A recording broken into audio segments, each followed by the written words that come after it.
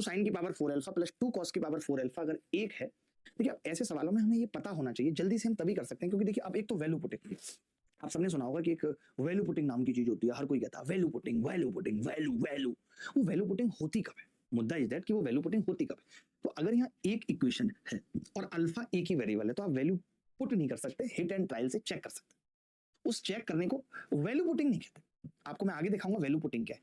यहाँ पे अगर आपको अल्फा की वैल्यू सोचनी है तो आप सोच सकते हैं। कैसे? क्योंकि ज्यादा ऑप्शन नहीं है, 0 90 और 30 60 और 45, यही तो सोचना है आपको।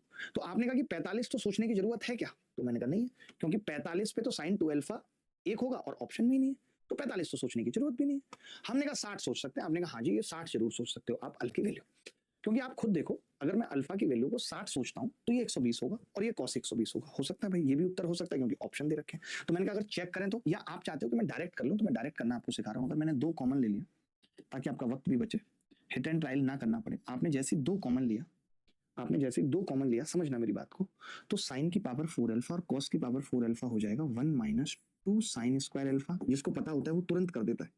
यही फायदा है कि जितनी चीजें हमें पता है, याद है, बराबर 1 माइनस 1 है बराबर 0, यही है या नहीं?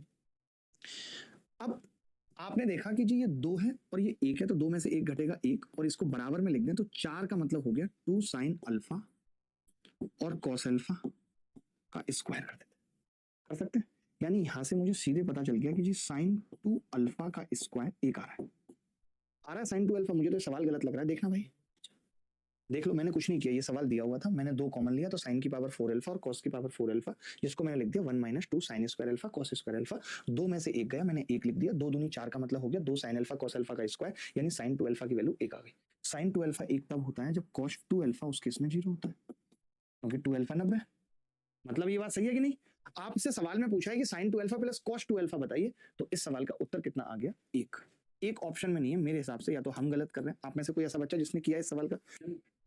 ऑप्शन 1 भी होगा, मैं वही कह रहा हूँ, ऑप्शन 1 भी था, 0 के बाद 1 था। ये मैं वही कह रहा हूँ, सीडीएस पता है कभी ऐसी गलती करता ही नहीं है कि 2 दे, क्योंकि 2 एक ऐसा ऑप्शन है जिसको क्लियर मना करा जा सकता है। Sine alpha plus cos alpha की मैक्सिमम वैल्यू √2 होती है, 1 कभी हो ही नहीं सकता है, समझ रहे हैं? तो 1 तो कभी हो ही नहीं सकता था, 2 सॉरी, मैं जानता हूँ सीडीएस कभी ऐसी गलती नहीं करता। तो इसका उत्तर था 1 और यही इस सवाल का सही उत्तर था।